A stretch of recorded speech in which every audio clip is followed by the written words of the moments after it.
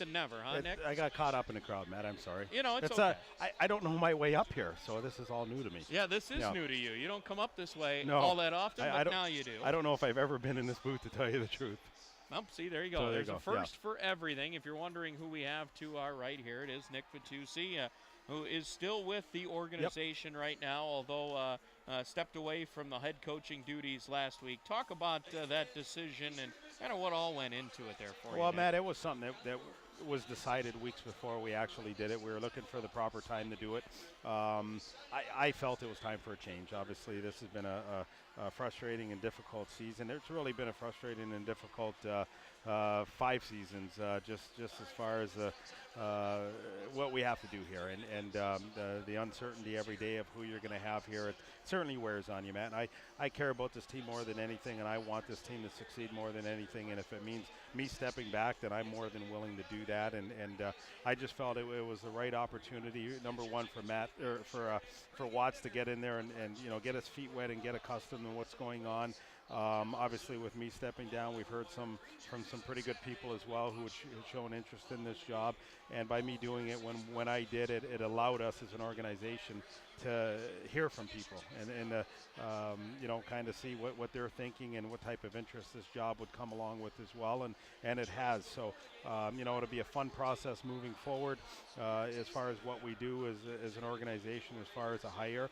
And, obviously I'm pulling for this guy behind the bench there because he means so much to me. So it's going to be exciting moving forward, though, and helping to point this organization in the right direction, maybe from a different vantage point. Can you talk about a little bit what kind of your role is right now? Well, right now I'm still doing the hockey operations department. So, and Matt, it was something that we realized this year where it really became apparent is it's tough for one title to do everything that we have to do, and there's so much behind the scenes that I have to do. And then when you factor in the scrambling for players and trying to do recruiting and that, it's a tough workload. So we'd like to streamline it where whoever the next coach is just has to worry about coaching, and that's it. Making the team better, making the players better, focusing all his energies on that instead of just partial energies, and that's what we're going to be doing moving forward.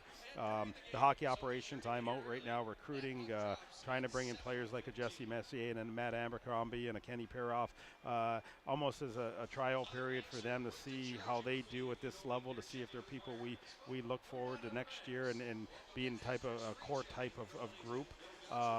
So that's the fun part, and really the most enjoyable part I've had with this job is trying to put the pieces together, and so that's where my energies are going to be the rest of the way here is trying to find the right players, so whoever the next coach is has got some good players to work with. And for folks that don't follow as religiously as some do, but for those that kind of are it's a bad year this year, but you've had some good years here and there. I mean, I still remember our first season that we worked together, which was one of the just most difficult seasons to deal with back in 2003-04.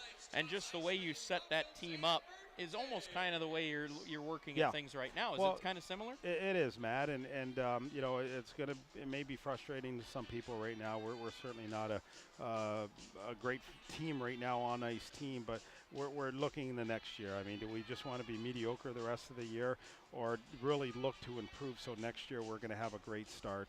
And we're starting to move some assets. We've moved Russ Sienkiewicz for the D-man here, but we've got another good player coming back next year and as well with that trade. We've moved Bogosian for future consideration.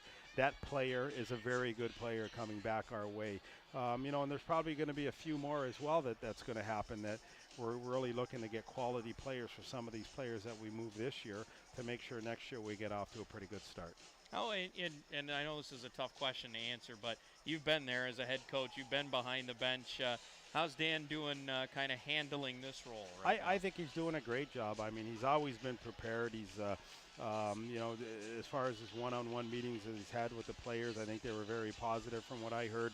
The work he does in preparing the team is second to none. I mean, he's been studying at this job for a long, long time, and it's great to see that he can be at the head of the class now. And I just hope he deals with some of the challenges the job takes. And, when the team's not playing well, it's not fun standing behind that bench. It's, I've said it a few times, if I ever have a hand in building a facility like this again, I'd plan to have an escape hatch on that bench because sometimes you just want to escape from it. I know some of our fans get frustrated with the play and some of the lackluster effort. Well, that that feeling is a lot deeper with us as a coaching staff as well. But again, we're going to try and streamline this and get this in a situation where we can put a team on the ice that our fans are going to be happy to support, and we're going to put a team on the ice that our fans are going to be proud of. Al, I know it certainly wasn't for lack of effort. I can say that. I'm down there Yeah.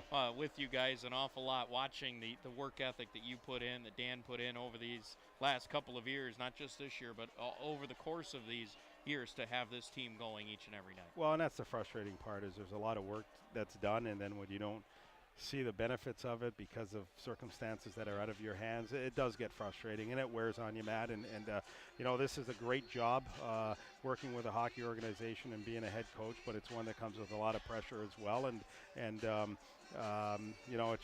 It gets frustrating when you work so hard and you're not able to reap any benefits. Well, we appreciate you jumping in here for a few minutes, Nick. I know you're kind of watching from either over in the press box or up top, wherever you can. So we'll touch base a little bit later on before the season comes to a close. Perfect. Thank you. All right, that is Nick Vitucci joining us here in between periods, 2-0.